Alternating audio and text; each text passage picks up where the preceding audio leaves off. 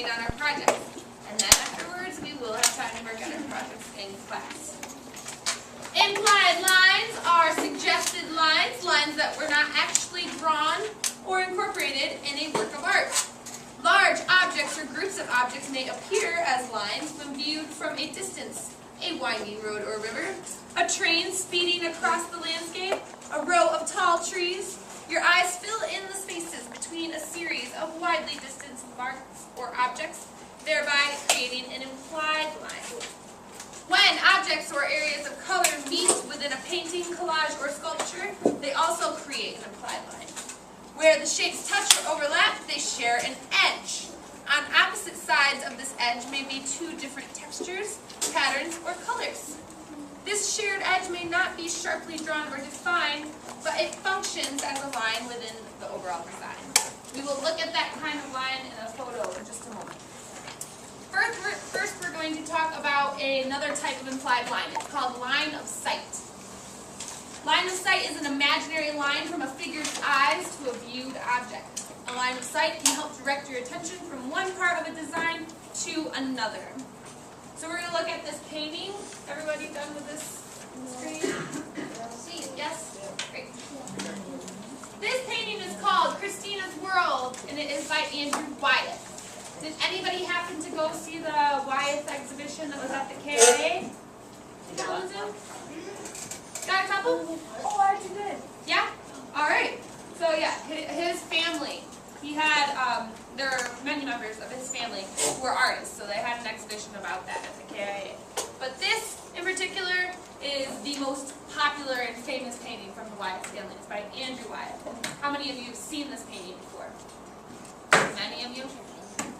The line of sight they're talking about is this line that's going from her eyes to this farmhouse. She's looking off in the distance to the farmhouse, so it creates an imaginary line going from as where she's looking that appears. Does that make sense? No.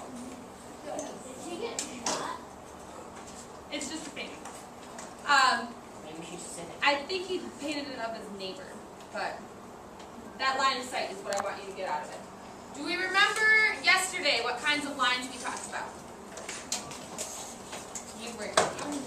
Yes. Diagonal lines. Diagonal lines. Very good. What kind of feeling do diagonal lines give us? Like tense or motion. Exactly. Perfect. Tense movement. What other kind of line gives us a sense of movement? Yes. Vertical and horizontal.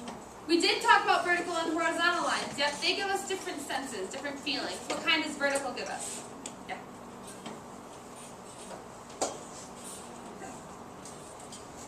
Vertical? Sturdy. Sturdy, yep. Tall, sturdy. Tall. Kind of like soldiers or trees. And what about horizontal lines? Yes. Kind of like relaxed and like laying down kind of. Perfect, like when your body's at rest, calm and relaxed, or a horizon line of an ocean. And then there's one more kind of line, the fourth kind of line is curved line, awesome. And that gives us a sense of movement, but it's less tense than a diagonal line. Good job. So this is creating a diagonal line. Maybe it will give you a tense feeling when you look at it. Yes? That picture that back there, like by Andrew White, isn't that kind of like starfish and protect his neighbor? Maybe that's the tension that he's creating with a diagonal line. Maybe they're a great friend. Maybe look into it. Reason to research is always good. Implied line is also existent in this picture. So, if you have your books, open them to page 24, and look at the fountain on that page.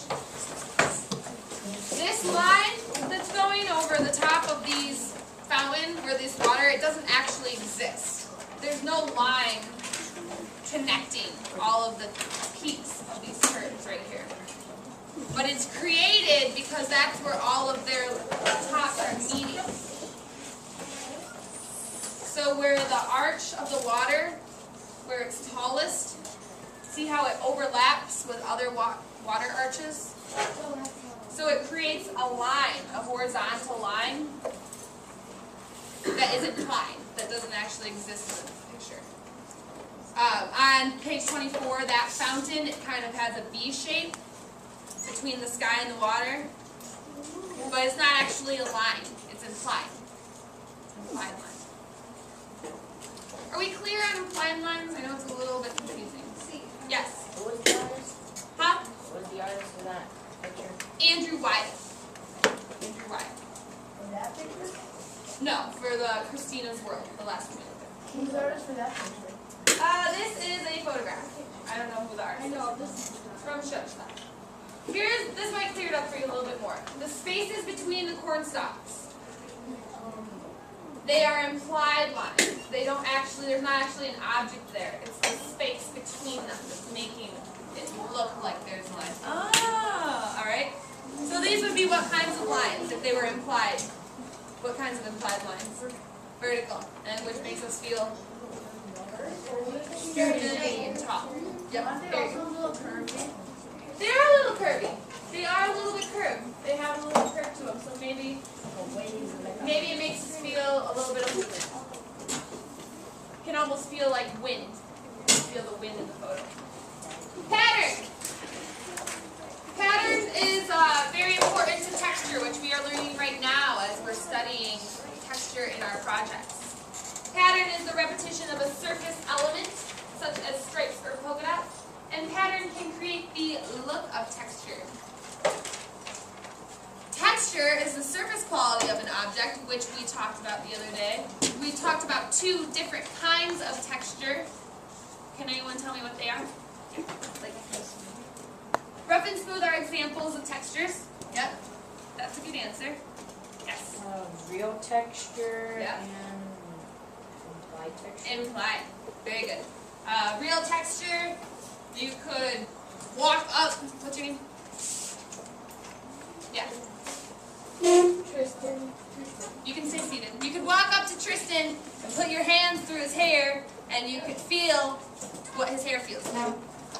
If you were looking at a picture of implied texture, like a picture of a rabbit, a drawing of a rabbit, you can imagine that if you were able to touch that rabbit, it would feel furry, but you can't actually do it. It's an implied texture because it's done with the way that the person has drawn the surface of the rabbit. And pattern, although texture and pattern are further discussed later in chapter 6 and 11, here we're going to look at the relationship to line. So how are we using line to create pattern and texture in our drawings? Artists often use a series of lines to suggest texture or pattern in their designs. And the watercolor of a hare, which is on page 26, and we looked at it a few days ago as well, from Albert Dürer. Remember him? Yes. The artist's short, bold lines combine to create a repetitive geometric pattern with his finely drawn lines that capture the texture of the soft, fluffy fur and lengthy whiskers. Sometimes an artist achieves texture or pattern through the lines that occur in materials. A sculpture may display the grain of wood. A collage may include a piece of plaid fabric. Texture and pattern can also be increased by marking, carving, or otherwise altering the surface quality.